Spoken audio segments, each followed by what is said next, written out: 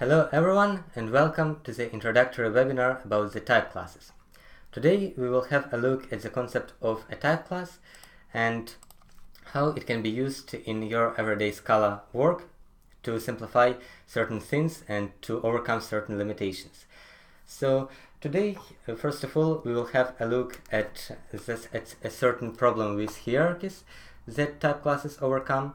Next, we will have a look at the concept of a type class and how exactly it is able to overcome these problems with hierarchies. And finally, we will have a look at the library called cats that defines a lot of useful type classes that are commonly used in Scala. So without any further ado, let's go ahead and look at the example that will introduce, that will help us understand the concept of a type class. So here we have a sample application, and this application models a case when you have an application that is supposed to manage a set of phone records. So suppose you have a database of phone records and you need to model this database somehow. And to further complicate the issue, we might set the requirement that we might want these records to be serialized to JSON. So this code here is a rudimentary implementation of such an application. So one of the most straightforward solutions is just to define this case class record, which models a single telephone record for us. It might have this first name, last name, and a phone number defined, and also it must exhibit a certain behavior, right? So there is this method to JSON that is supposed to convert this data type to JSON so that we can later feed it using a web RESTful API. Also, another useful thing to do is to define an interface to JSON. It is a standard way of doing things in case of purely object-oriented approach to define this kind of hierarchy. And what this interface does is it declares that a certain object that implements this interface has certain behaviors defined on it. And when I say behavior, I mean a certain logic that is possible to be executed upon a certain object. So this is a thing that can be done to this object. So let us have a look how this behavior looks in practice. Here we have a simple application that just serializes a single record to JSON. So it does the expected thing. If you run it, if you run this first example, it prints the JSON representation of this record. So now normally you do not have a single record. Normally you might have an entire collection of records, an entire database of records.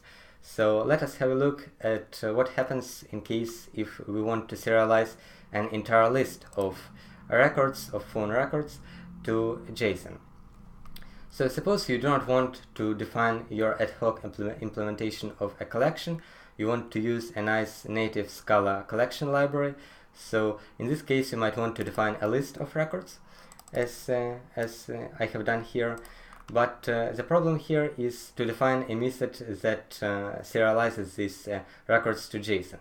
So we cannot obviously make list extend our to JSON interface so that we can write a nice records.to-JSON syntax. So for example, we cannot make records behave this way because it is a list, it is a member of a native Scala library, and we do not have any control upon this definition. So we cannot write it this way, and instead we do the first best thing. We define a custom to JSON method that accepts an argument of type list and actually constructs a JSON array out of this argument. And we can use this method in order to serialize this list of records. Now let's have a look at how it executes.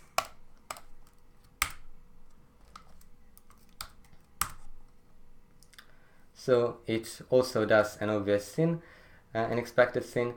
And now let's have a look at what are the problems with such an implementation. So the first obvious problem is that we cannot write a nice records.toJSON notation. But actually the problems go deeper than this, because this is just a manifestation of our inability to integrate list of records to our existing framework. So let's have a look at this method def.toJSON of list and try to see what it actually does, what is the spirit behind this method.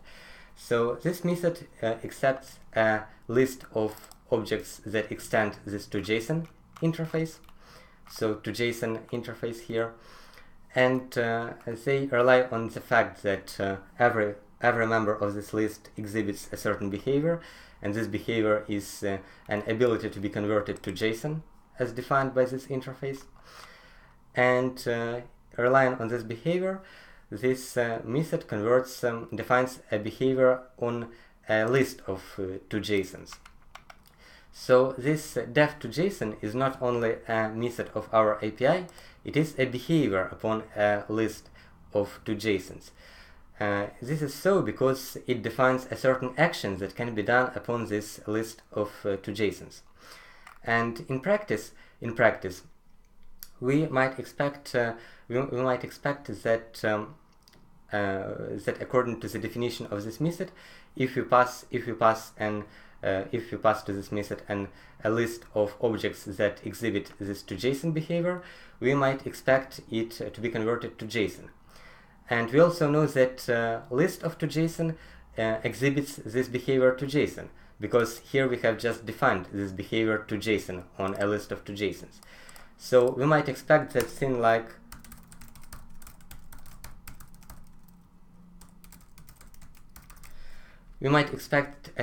this to work fine, because because we know how to convert list of toJSONs to JSON, and therefore we might also expect to be able to convert list of lists of toJSONs to JSON too. But of course this is not the case. If you try to compile this example,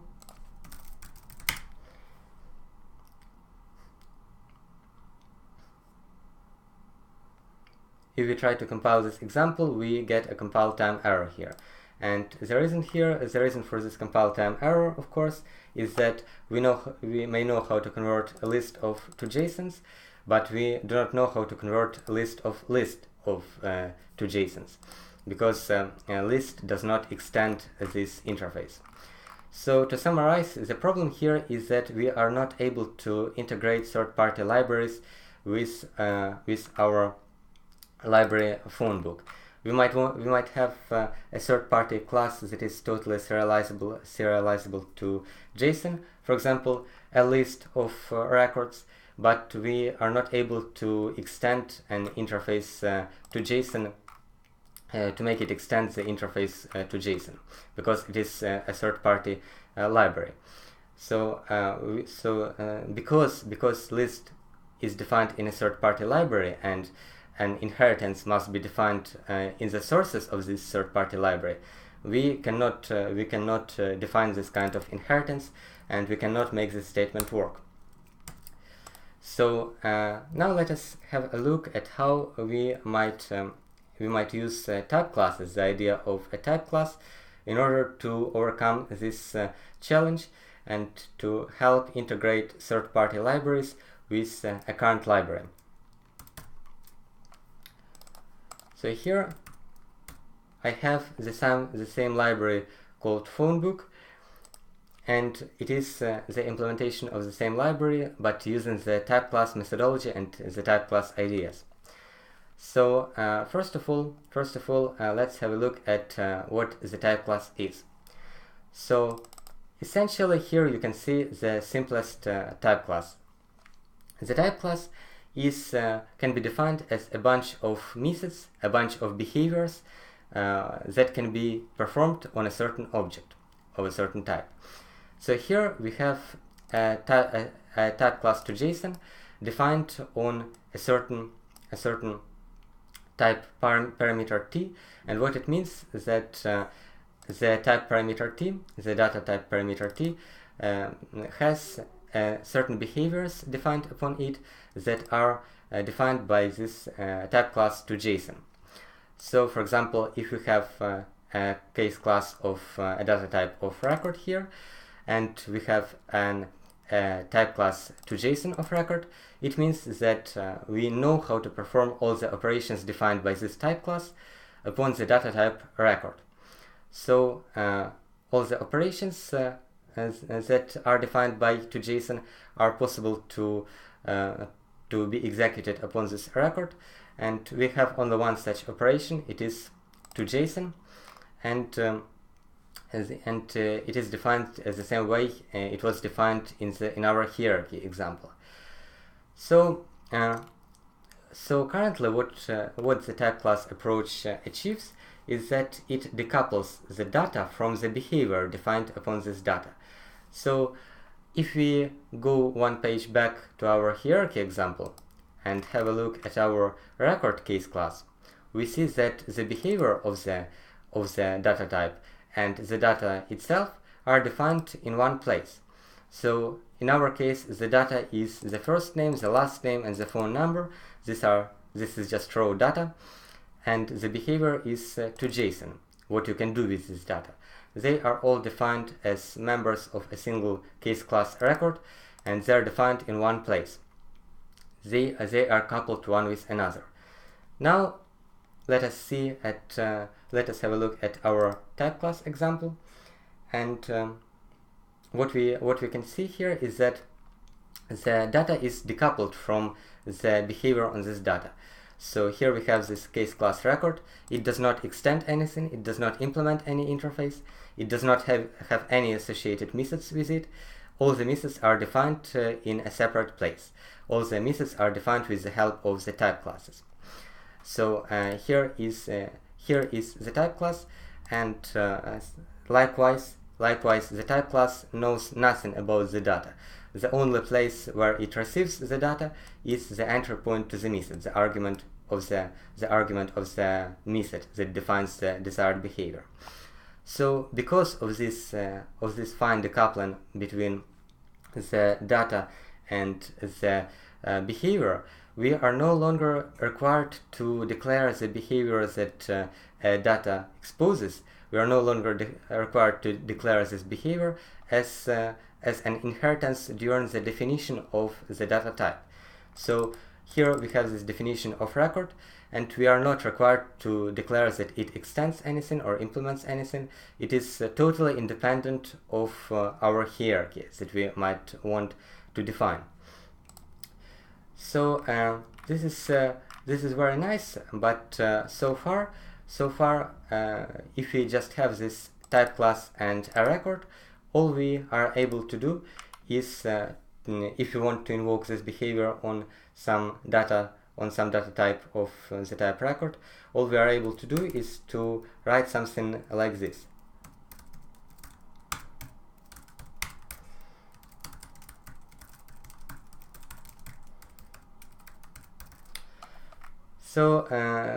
So at this stage we are only able to invoke the behavior using this kind of syntax, and obviously it is not a very nice solution, not a very nice implementation of this syntax. Obviously we want to have something similar to the case of a hierarchy, of an object-oriented hierarchy. We just want to write this record.to.json. So how might we be able to do that using Scala? In Scala, we might want to use an implicit conversions and rich wrappers. So implicit conversions and rich wrappers is a very common pattern in Scala. Due to the implicit conversions and rich wrappers, you, for example, have all the operations of a collection defined on a string. For example, due to implicit conversions, you might be able to write something like this. So what happens here is that this string that natively does not have this map method is implicitly converted to a rich wrapper that defines all the operations of the collections, and due to this fact you are able to invoke all these operations on a string. So let us see how we can do something similar to our type classes and data types, so that we are able to invoke our behaviors in a nice object-oriented manner. So here we have this implicit class to JSON syntax. So implicit class is just a shorthand to an implicit conversion. So with same success, I could have just made it an ordinary class and defined an implicit conversion from T to this ordinary class.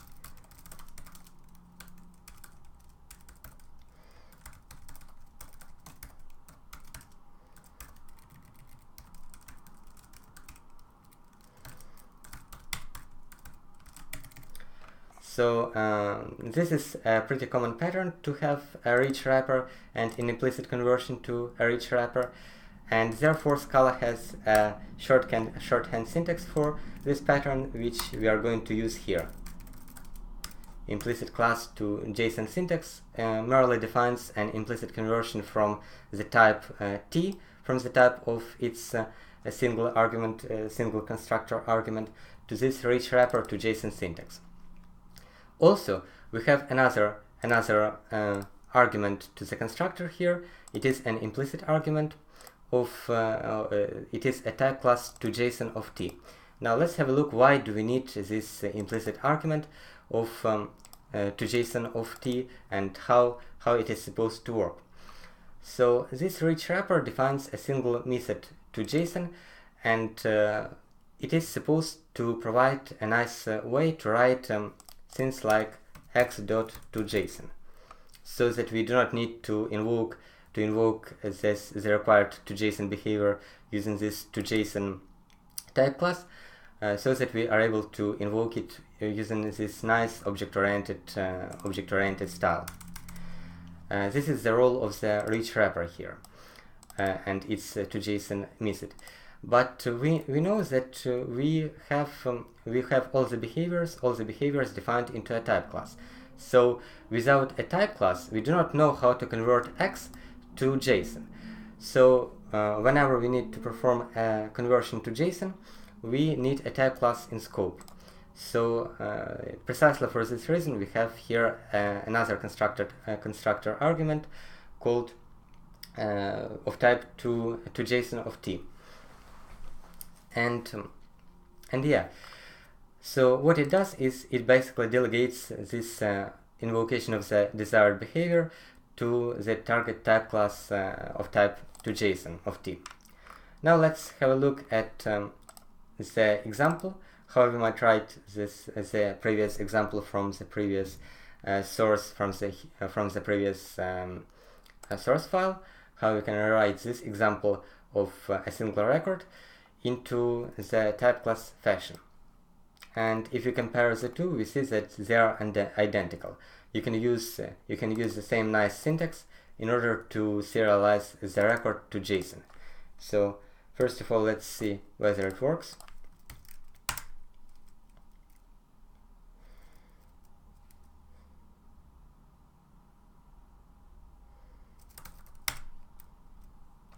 So this is the third example, so we select 3 here, and it works as expected. So now let us have a look at why it works and what precisely is the semantics of the execution of this example, how it works. So here we have a call to JSON method, that is to JSON method, and the callee of this call is an object called record. So what will the compiler do in this case? It will obviously have a look at the definition of our class record. It will try to find this method to JSON in this class record. Obviously, it will not be able to find this method to JSON in this class record, because we have not defined this method here. We have delegated all the behaviors to the type classes. We do not have any behaviors inside our class record. So next thing that the compiler will do, it will try to find an implicit conversion that might provide us with the required methods. So precisely it will try to find an implicit conversion from the type record our target type that we are trying to call the method on. It will try to find an implicit conversion from this type to any other type that might define the method to JSON. So any other type will suffice as long as it defines the correct method to JSON with the correct signature. So since we have defined our class to JSON syntax, our rich wrapper, as an implicit class, we have effectively brought the implicit conversion from any type T to this to JSON syntax wrapper, as long provided that we also have to JSON of T type class in scope for this syntax. So the compiler will try to invoke this implicit conversion from record, our T becomes record. It will try to invoke this implicit conversion from record to JSON syntax of record, which will provide us with the required method in scope. But the only thing that is required for us to invoke this implicit conversion is to find an instance of to JSON type class in scope. So we need precisely an instance of to JSON of record, because our T is record. So let us see whether we have this instance in scope, and we indeed haven't have this instance in scope because we have declared our type class for record for the record as an implicit value. So this is precisely why we need these type classes to be defined as implicit values, so that the compiler is able to resolve them during this implicit lookup when it tries to resolve the conversion for the rich wrapper around an object. So all in all, the compiler finds the type class for this implicit conversion, the type class for to JSON of record. This means that it knows that it is able to invoke the implicit conversion on the record and convert record to JSON syntax, and this means that it will invoke this conversion here in order to access the to JSON method. So this to JSON call will effectively be this call over here. So once this method to JSON is called, the call will be delegated to the type class, to the instance of the type class for the record, to the appropriate instance of the type class for the record, because in our case T is record, and it will be delegated to its to JSON method. And X being our wrap P and the object that is wrapped using this rich wrapper, this X will be passed to this method to JSON. So let's trace this further.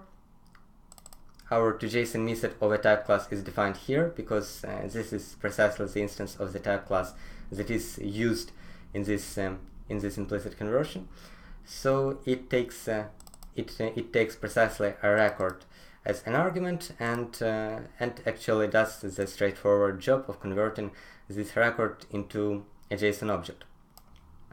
So currently to summarize, at this stage we have successfully decoupled. First of all, we have decoupled the implementation of the behavior of the data from the data itself, and then we were able to provide a nice syntactic sugar to be able to call this behavior upon our data types, upon our objects, pretty much the same way as we were able to do in case of our hierarchy-based implementation. Now let us have a look at how this type class approach will simplify the integration of third-party libraries into our phone book library, because if you recall, in our hierarchical example, we had a problem that we were not able to integrate a list of records into our framework, and we were not able to have a nice syntax of records.toJSON, nice object-oriented syntax in order to serialize a list of records into a JSON array. So let us have a look whether how a type class approach will solve this problem for us. Here we have a fourth example, which tries to deal precisely with the problems that we faced previously. We have a list of records, and the problems that we face is that we need to have a nice object-oriented style call to the behavior of that object. So we want to be able to call it using records.toJSON. So what we do for this is we just define a type class for toJSON of list. The reason why it works is that if you recall, the condition for us to be able to call toJSON method upon any object t, is our ability to implicitly convert it to our rich wrapper toJSON syntax. toJSON syntax provides us with the method toJSON for this for any object t, and therefore the condition for us to be able to call the method toJSON upon our records is our ability to convert a list of records to the rich wrapper. And the condition for us to be able to convert it to the rich wrapper is availability of a correct type class in scope. So in our case, if we want to be able to convert a list of records to this rich wrapper, we need a corresponding type class for it. So if our t equals list of whatever, then we need here a type class of type list of x, where x is the type of the objects of that list. So we need to define. So the point is that we need to define a type class for the list in order to be able to convert this list to the rich wrapper and to be able to call this toJSON method on the list. So here we do just that. We define a new method, list toJSON. We make this method implicit so that the compiler is capable to pick it up during the implicit lookup. And the type of this method, or the return type of this method, is toJSON of list. And what the type parameter is the underlying type of the elements of this list. So in principle, we could have just defined this method for a single record. So for the single type record, we could have just defined it like this, and everything would have worked fine, because we know that we have a type class for the record over here. So we will be able to leverage this behavior of the record type class to convert all the records of the list to JSON. But in principle, we might want to be able to convert a list of any kind of element to JSON, provided that these elements that populate the list are themselves capable of being converted to JSON. This is why we do not want to define this type class for a list of record, but instead we want to define this type class for a list of arbitrary type t, provided that there is a type class for conversion t to JSON, because otherwise we will not know how to convert individual elements to JSON.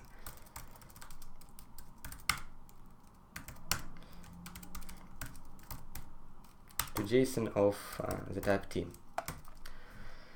And if you look at the body of this method, we can see that it internally, this method for converting a list of t to JSON, internally it relies upon ability to convert a single underlying element to JSON. So how it works is that it defines a string which is a JSON array.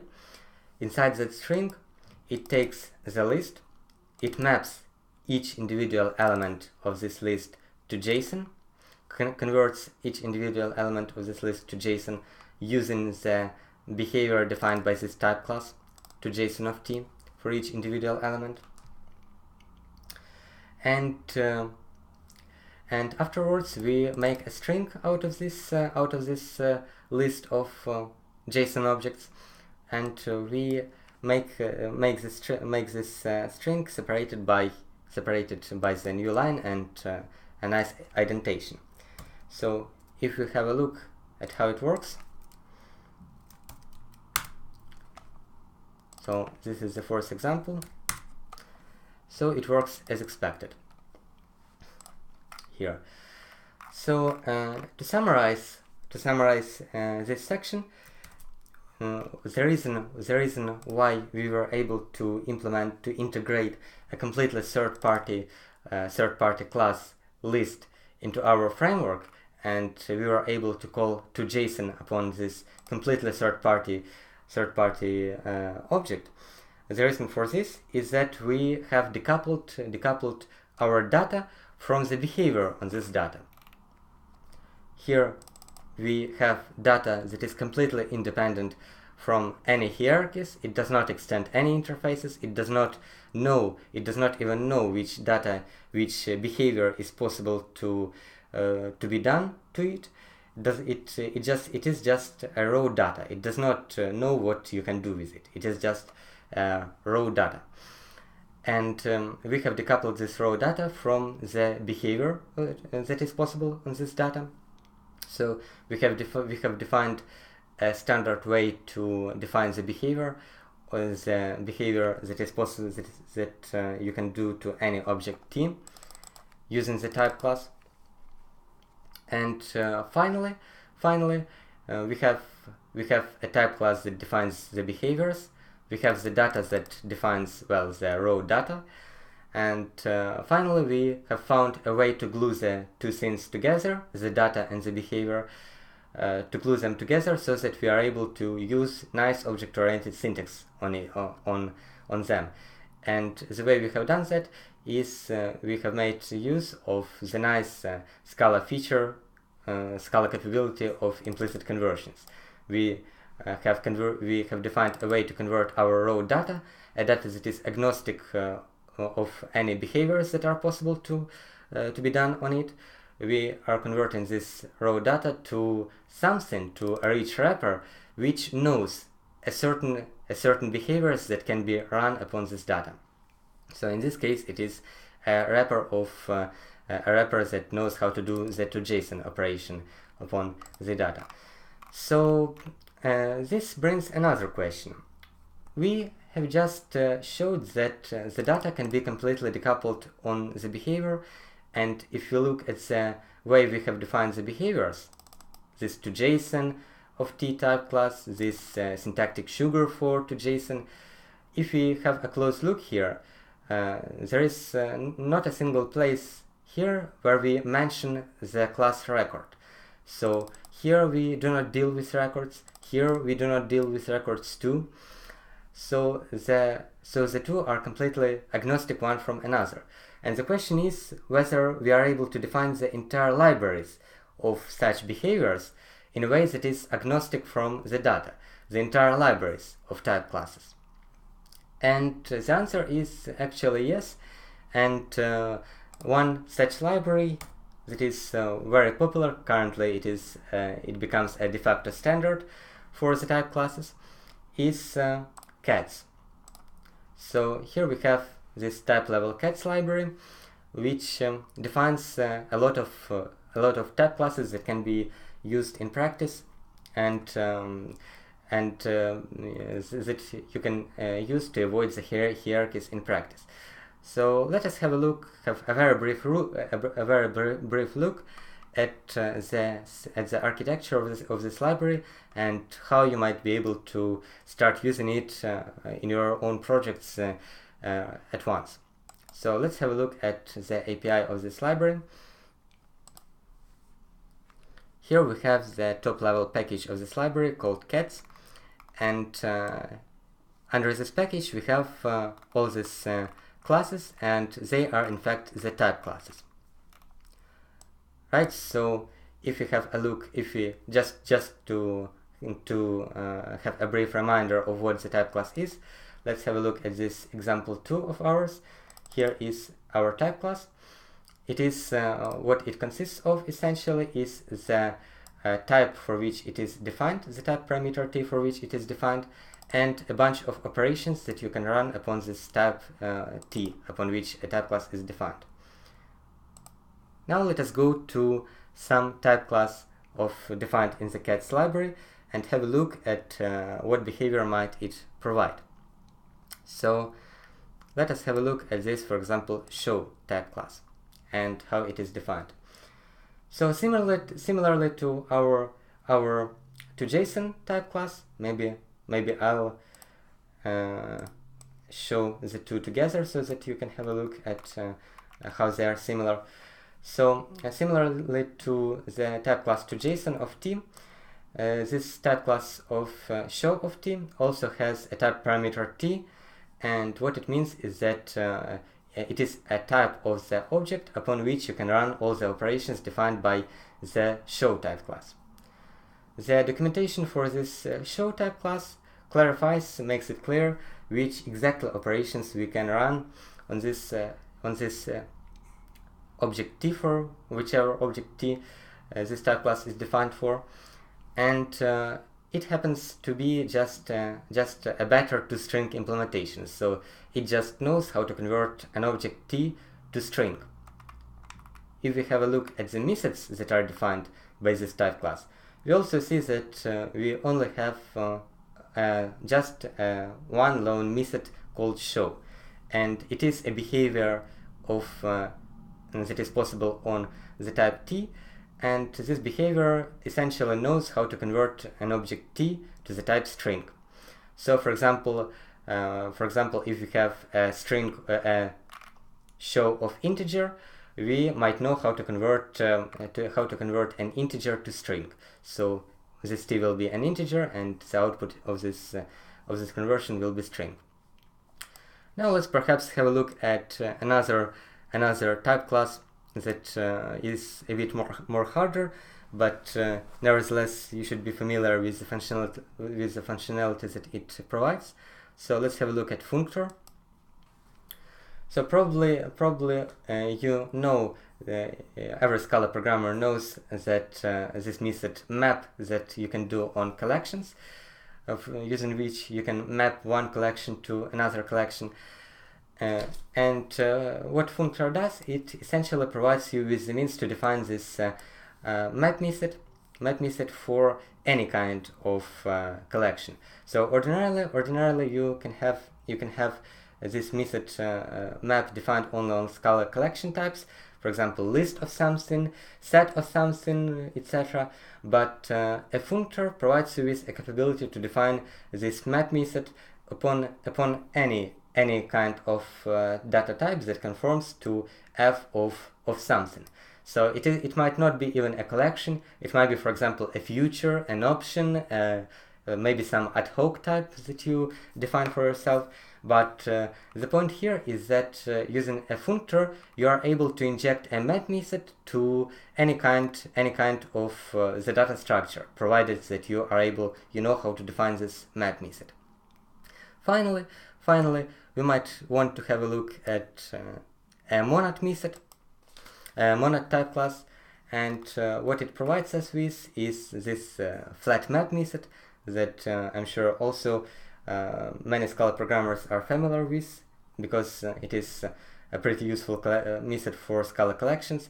Using this type class monad, you are able to inject this flat map method into any kind of object, any kind of third-party library. So these were the type classes that cats defines, and now let's have a look at some other modules for this library. For example, this syntax module.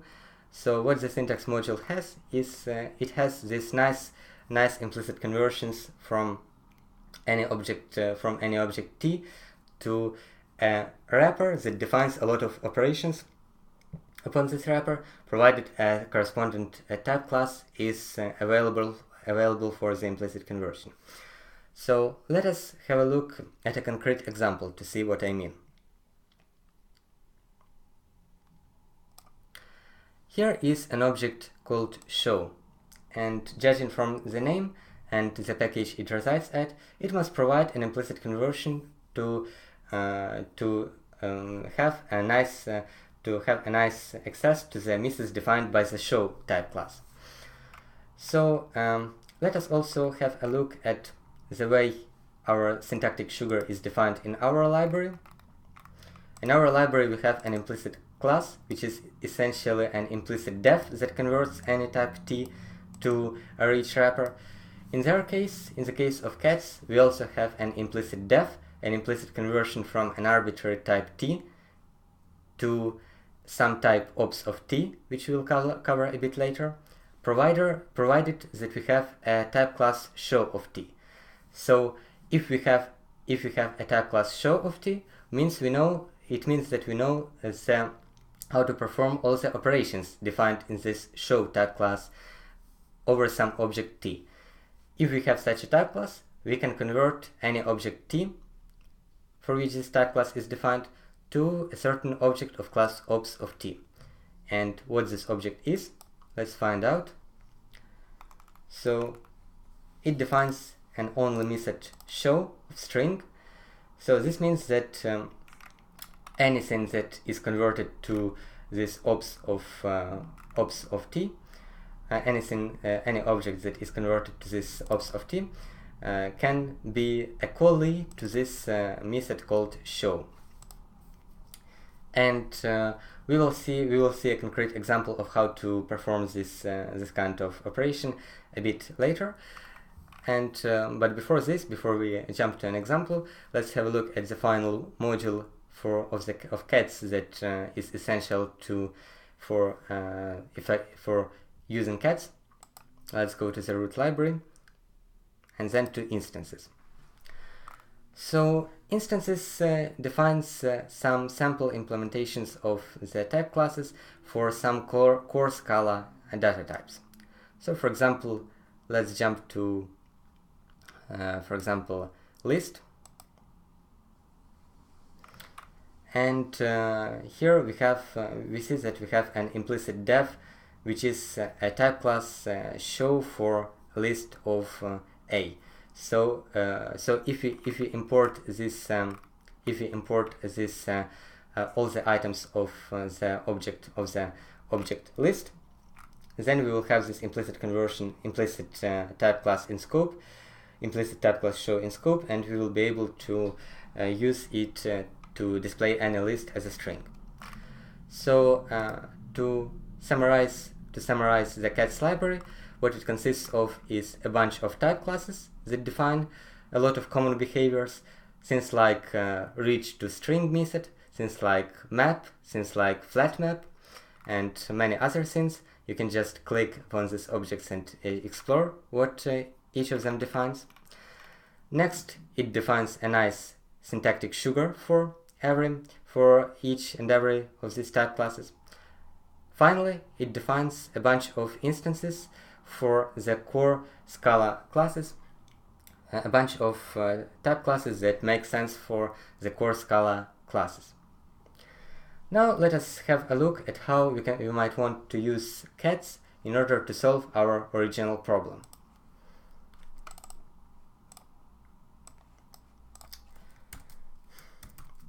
So let us have a look at the cats example over here.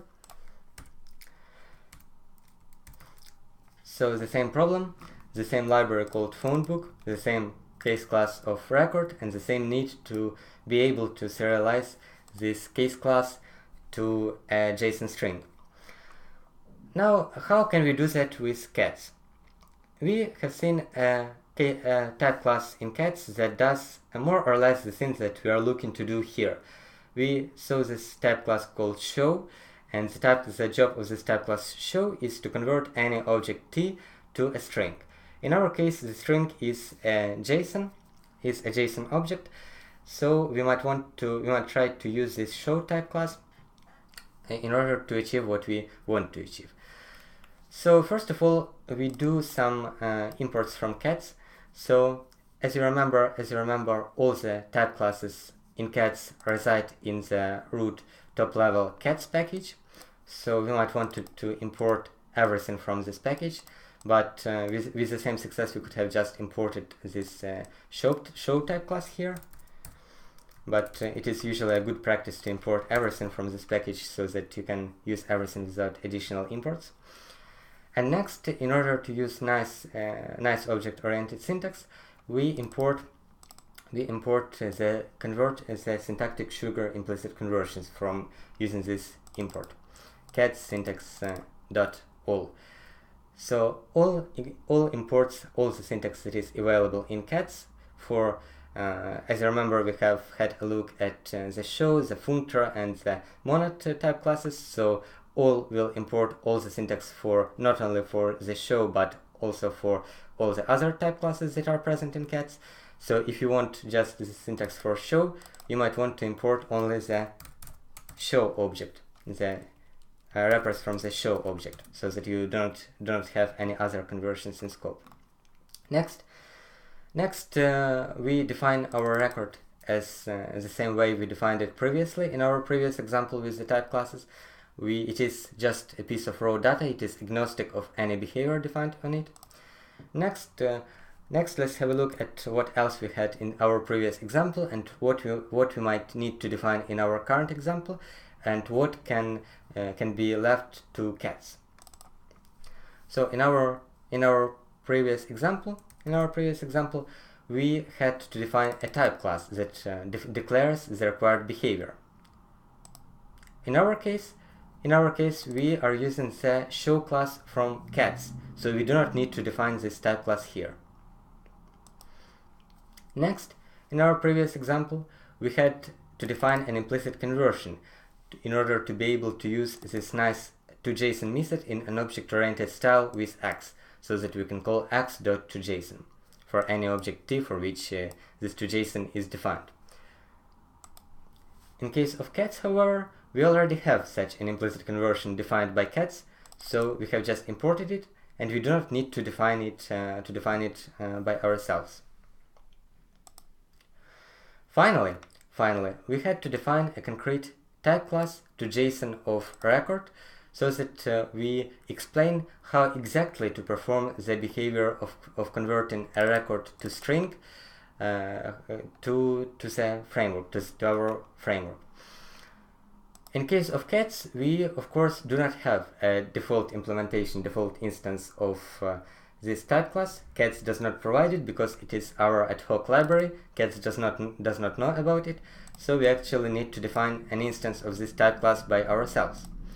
So what we do is we define it in a pretty much the same manner we did with in case of our row type class, ad hoc type class implementation. So in case of an ad hoc type class implementation, we also had this toJSON of x, which is record, and it returns a string. In case of cats, we also have show that accepts a record and returns a string. And here we are able to use these type classes after importing this phone book, of course, in order to bring everything in scope. We are able to use our type classes to call show upon this record in a nice object-oriented way.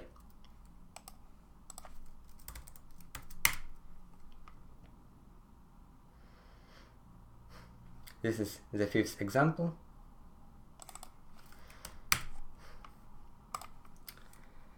Next, we might want to have a look at how actually to provide the same to convert a list of records to a JSON object. Now we have already seen an implementation of a show type class that is provided for the list by cats by default. Let's have a look again at it.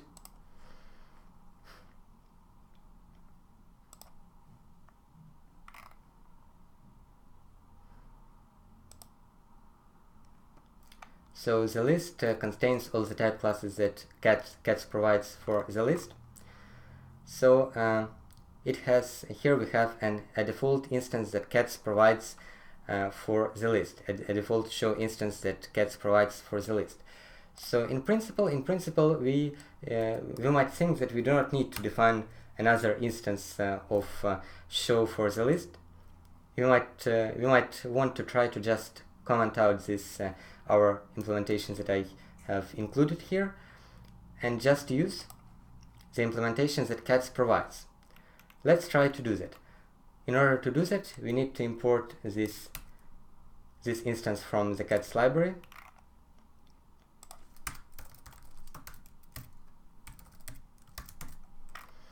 And let us have a look at the behavior, the default behavior of the default instance of this show type class for the list.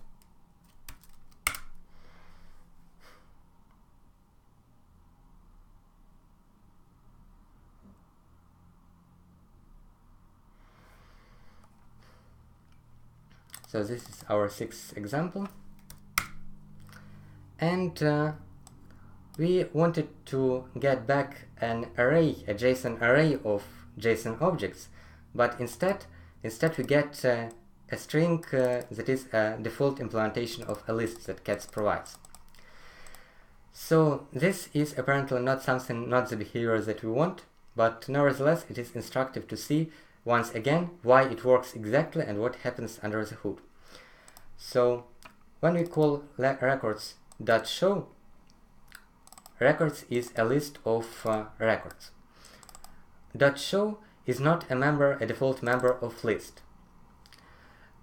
.show is defined by a syntactic sugar wrapper that is defined by cats, and we can convert list to a syntactic sugar wrapper using these implicit conversions that we have just brought in scope here. Let's just have a look one more time at this implicit conversion, at the signature of this implicit conversion.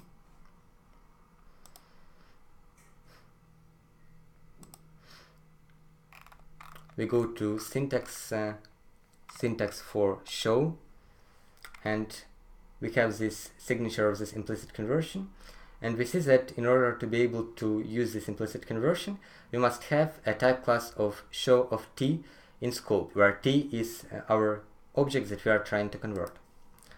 Let us see whether we have it in scope. We do happen to have this show of we do happen to have a show of record in scope, but we are invoking the show method upon a list of records. So do we have a type class for the list in scope? Well, we have just brought it in scope using this import cats.instances.list. So let us just once more have a look at this type class, default type class for the list, at the signature, so that we have an idea how it is constructed.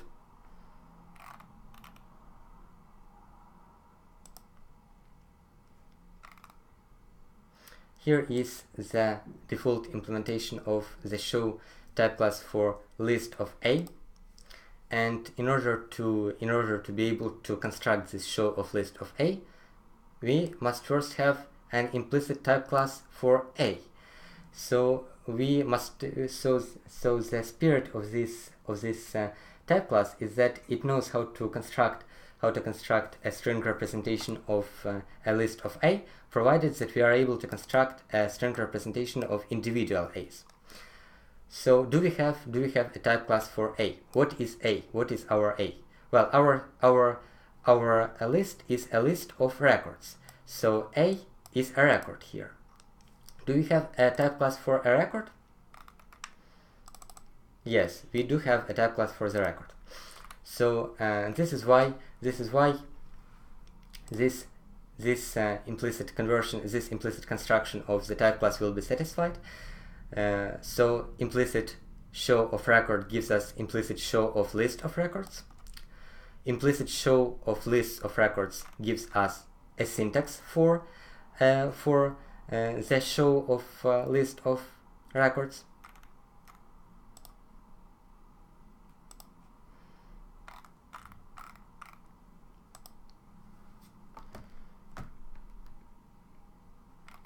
So here here we see that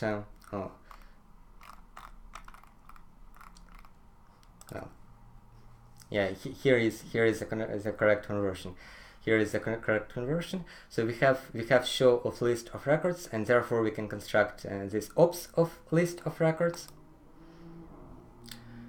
Ops of list of records gives us this show method. You can call show on this ops of list of records, and therefore we can write records of records.show even though list does not define show methods, because we have this we have it injected using the type classes. However, we do not like it to be this list of this kind of string. We want it to be a string that is a JSON array. For this purpose, we need to define an ad hoc implementation of show of list of t, provided that we have a type class for show of t. So if we know how to convert a t into a string, we also know how to make a JSON array of this t's. In order to make a JSON array of these t's, provided that we are able to make a JSON object out of t, we just need to make this JSON array syntax here, and then we just need to convert every individual object to a JSON object, and make them separated by a comma and a new line.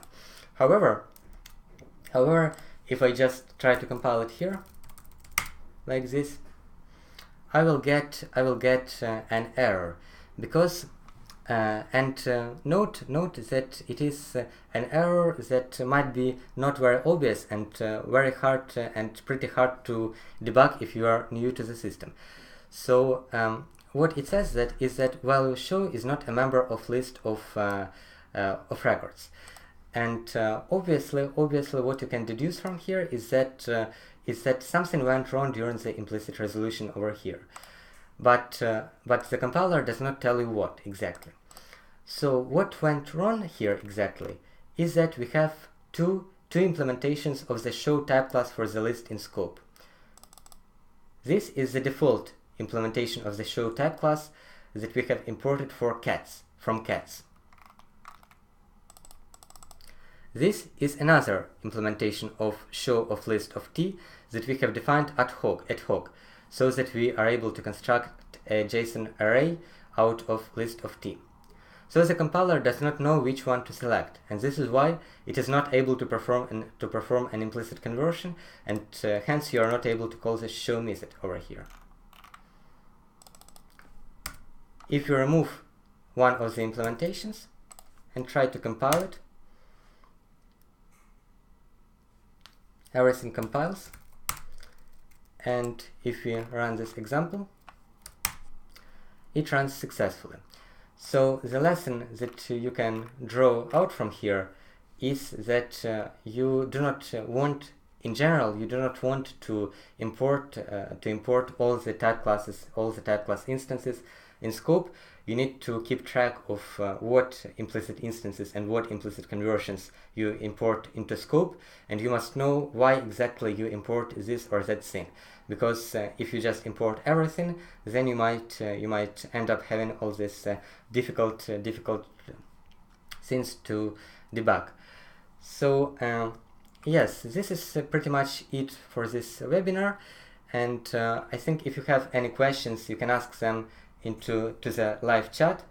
And since YouTube streams have a little lag of about 10 seconds, then while you are asking your questions, I might just briefly summarize what we have learned during this webinar. First of all, we had a look at how hierarchies might be very hard to extend. If we have a hierarchy that only relies on interfaces, it means that we couple the behavior with the definitions of the data. And since the behavior is coupled with the definitions of the data, it means that we are not able to inject this behavior into third-party libraries and third-party classes. because we have no control over the definitions of these third-party libraries and third-party classes. This, for example, is the case with a list. We are not able to inject toJSON method into a list because list is a member of core Scala library.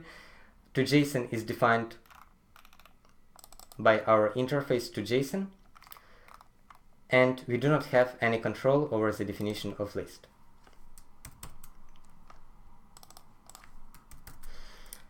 Type classes, in contrast, solve this problem by decoupling the data from the behavior that is possible over this data.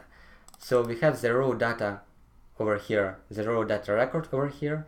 We have the definition of all the operations that are possible on any arbitrary data type T over here. We have a capability to provide a syntactic sugar, provided that we have operations defined for T. And finally, we define the concrete implementations of the behavior of the operations for a concrete data type of our in question. So this way we do not need to have the control over the definitions. We do not need to inject the behaviors into the definitions of the classes and the libraries, and this way it becomes possible to inject custom behavior to core Scala class, core Scala object that we do not have any control over the definition of. Now let us have a look at finally let us have a look at the cats. Cats is a general purpose library that defines a lot of similar type classes for that can be very useful in practice, and it is in general it is possible to just use the type classes defined by cats without resorting to these ad hoc implementations. Alright, so I see some questions here in the chat. So so I'm starting to learn Scala Z and cats and now understand better how it is useful. I'm not entirely sure how I got the link to your webinar, but it came in at the right time.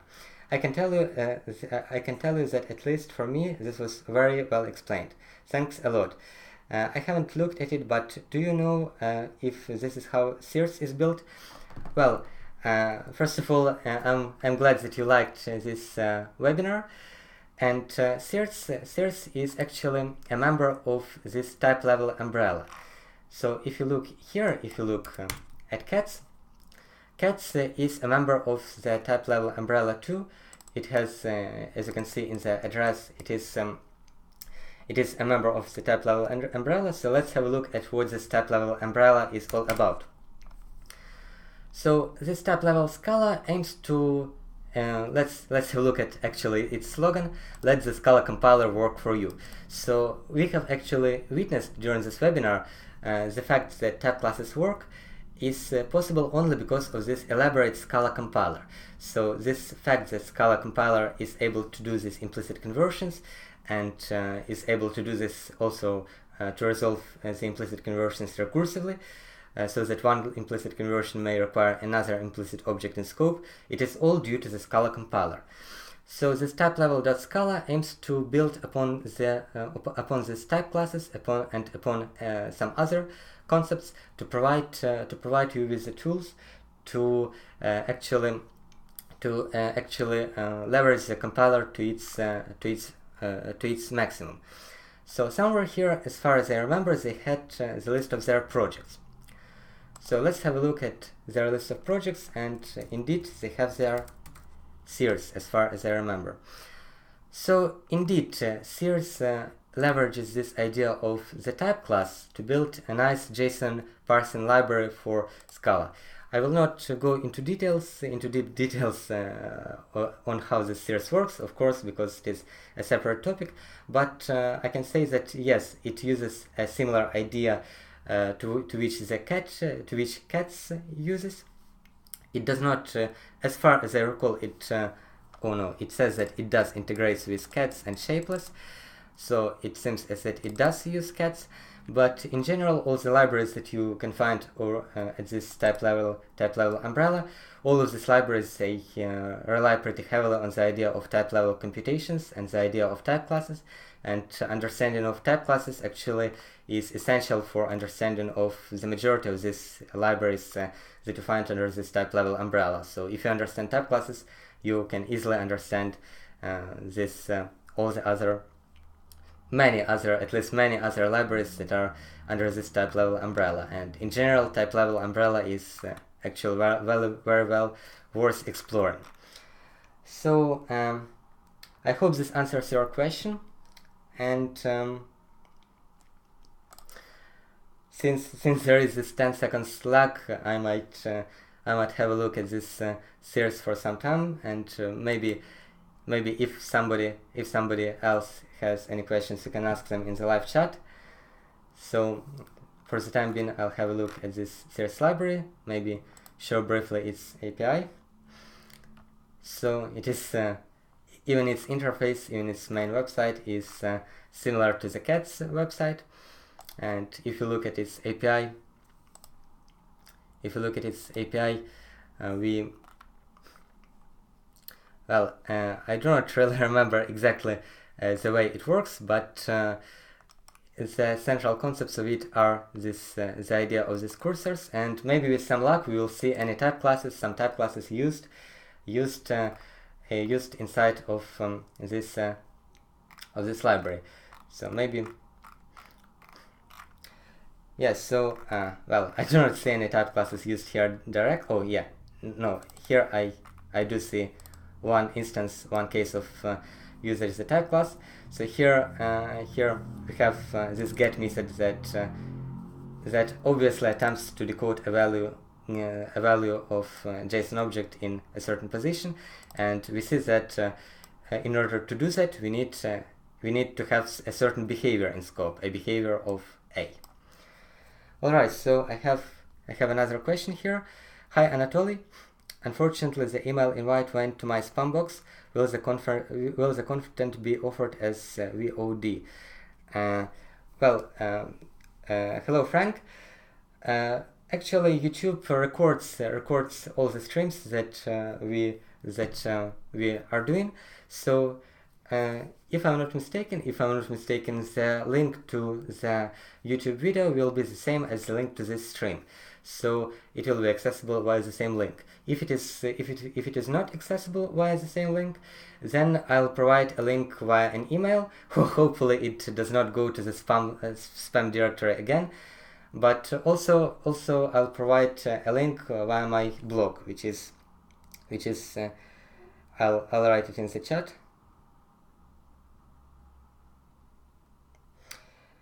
So it will be available via this blog too. So hopefully this also answers your question.